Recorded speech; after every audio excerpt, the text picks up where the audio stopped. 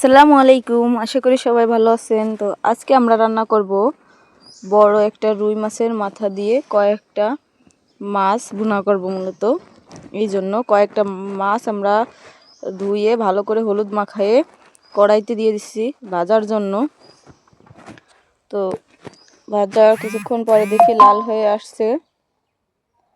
এবার কিছু আলুও দিয়ে দেব, আলুও সাথে ভুনা করব। তার জন্য আমরা পেঁয়াজ রসুন ভালো করে কুচোয়ে এবার এটা বাইটে নেব। মাছটা এক পাশ হয়ে গেছে, তো এবার এই মাছটা উল্টাই দিচ্ছি।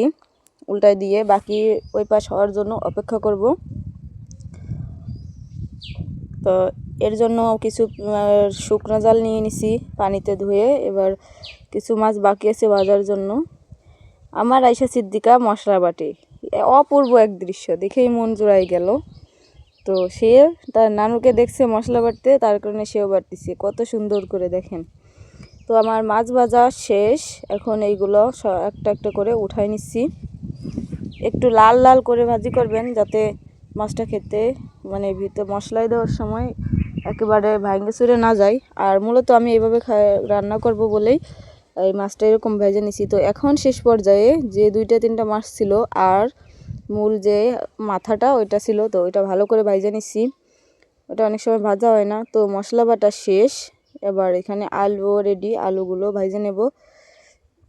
তো এই মাছগুলোও ভাজা শেষ, মাথাটা একটু ভালো করে ভাজে নেব, কারণ যেহেতু এটা একটু ভাজতে অসুবিধা হয়, ভালো করে ভাজা হয় না সব পাশ, একটু একটু করে ভেজে নিচ্ছি।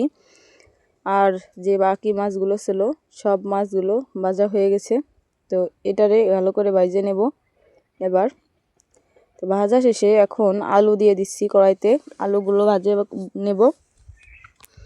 তো আলু মাছ সবগুলাই ভাজা শেষে এখন কড়াইতে দিয়ে দিলাম মশলা, দিয়ে একটু ভালো করে নাড়াচাড়া করে নেব, কারণ এই মশলাটা একটু ভালো করে ভাজা নিতে হবে, কারণ না হলে কাঁচা কাঁচা গন্ধ করবে। তো ভালো করে ভাজা শেষে এবার এতে দিয়ে দেব পর্যাপ্ত পরিমাণে পানি দেওয়া শেষে এরপরে মাছ দিয়ে দেব, সবগুলা যে মাছ রাখছিলাম।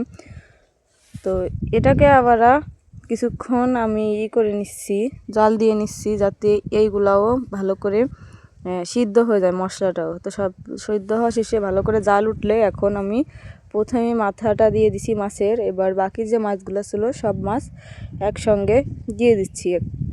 তো সব মাছ দিয়ে আমি আর কি সবগুলো নাড়াচাড়া দিয়ে এটা কিছুক্ষণের জন্য অপেক্ষা করব, ঢেকে রাখবো। আর যে আলুগুলো মূলত রাখছিলাম সেগুলোও সব দিয়ে দিছি।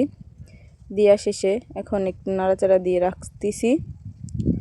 এই মাছগুলো অনেক দিন পর আমাদের মূলত দেশের ঘেরে যে চাষ করা হয় ওখান থেকে কিনা। তো কেমন লাগলো দেখে বলবেন। আল্লাহ হাফেজ।